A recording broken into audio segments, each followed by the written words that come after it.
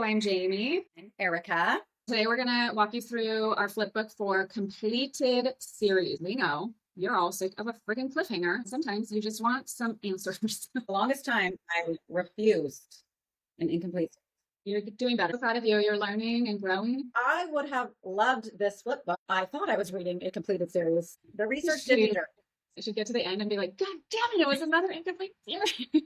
So many times. It's literally what I'm the Basic Bookish. You're welcome. One of our God tier series, which is Plated Prisoner. King Midas retelling. Arin is our female main character. She's held captive. She's in King Midas's harem. There is a character named Slade. You are going to fall head over heels in love with him. There's nothing you can do to prevent it.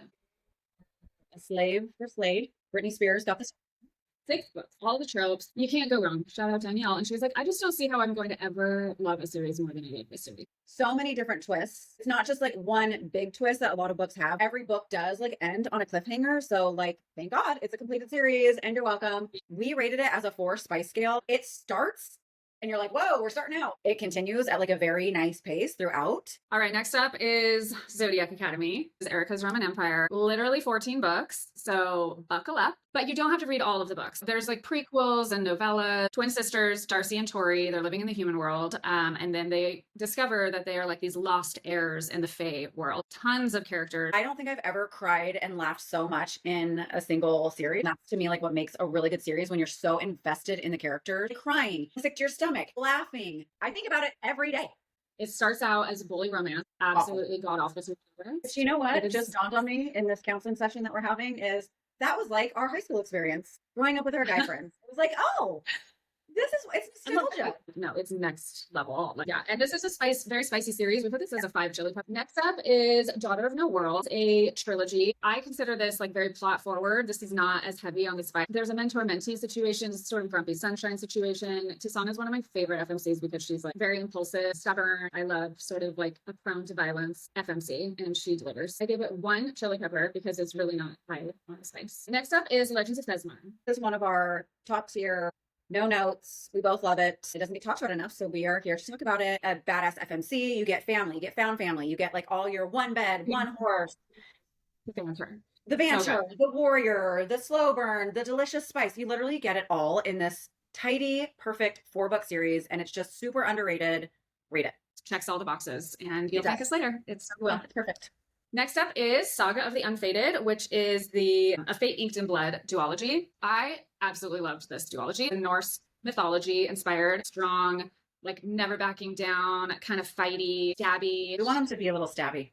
2 chili peppers. It's pretty low on the spice. Like it's there, but it's not like an essential part of the story. We don't read a lot of things that have like the Norse mythology in there. It's different. You're actually like learning something. We're learning. We are being educated. Next up is the Bargainer series. This is a siren that owes the Bargainer favors. This is just an easy to read 4-book series. The world building is there, but it's not just like, oh my God, I have to like really think and use my brain. Bumped up the spice on this one. It's a 4 chili pepper. The spice is definitely there.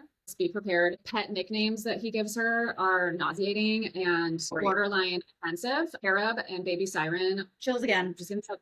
It's upsetting. It was fun to read. Just look past the nicknames and try not to throw up. That has a great mix of unique magic and like just a very unique plot with like the whole bargainer stuff. All right, next up is Stars and Shadows by Holly Renee. You want to get out of the weeds and you want more of like a romance forward. Betray a king or betray a heart is how we summarize this. And Everin is great. Everin's a great MMC. If you are tired of your brain working, world building, just like, you know what? I just want to read some smut and some banter. Pick up a Holly Renee book. Yeah. All right. Next up is Shepherd King, which is One Dark Window, Two Twisted Crown. Beautiful Gothic world. This very unique magic system where people have cards. Whoever holds the card holds the power. And then there's a nightmare in her head. I loved the journey that I was on with a nightmare. My caveat, and if you have listened to any of our other reviews, I really recommend to not audiobook. Eyeball read. Do a test listen to see if the voice bothers you. All right, next up is the Ruinous Love trilogy, which is this Butcher and Blackbird. This is 3 brothers, and each book follows a different brother. I mean, it's Dexter meets dark romance. The premise is dark. It's fun. It's kind of gross, and I still, unfortunately, think about those things from time to time. If you like the book, I mean, it's a fun, gory book. I think Butcher and Blackbird is the best out of the 3. They just kind of like tapered off a little bit for me. The next up is Artifacts of Oranos, which is Trial of the Sun Queen. He summarizes by Deadly Game of The Bachelor. Yes, The Bachelor of Death.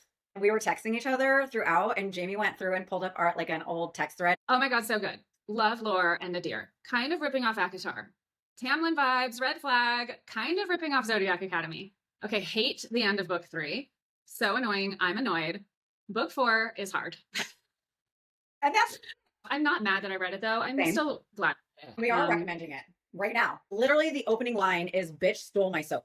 Next up is the Heartless Hunter duology. Okay, yeah, it's Heartless Hunter and Rebel Witch. This is a witch and a witch hunter. Really sweet, like feel-good story. I absolutely loved this duology. It's not that high on the spice. It's only like 2 chili peppers. It's just a nice little dabble in the spice. It's just really well done. I definitely got annoyed with like the back and forth. Why do I feel We this can't be way? together. I want to be together. We're in love. I'm not in love. Ugh.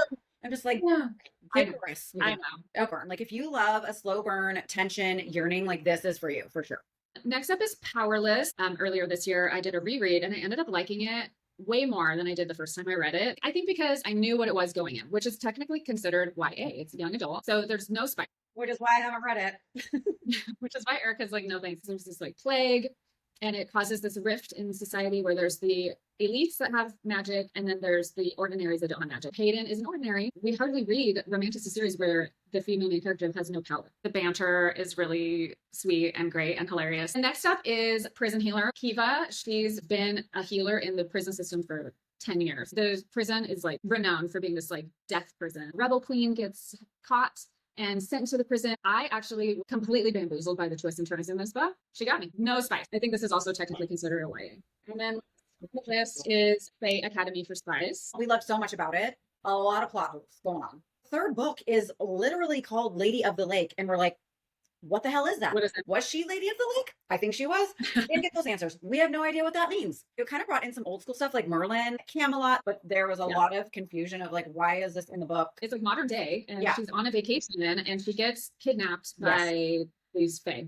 She's forced to go to this Avalon Tower. It's like an academy setting. They're fighting the bad guys. There's this like evil king. It's only 3 books. Just read it. It held our attention until the very end. We gave it 2 chili peppers. It's not that high on the spice scale. All right, you're welcome. No more cliffhangers for you for a while. You can go read all of these series and let us know what you think.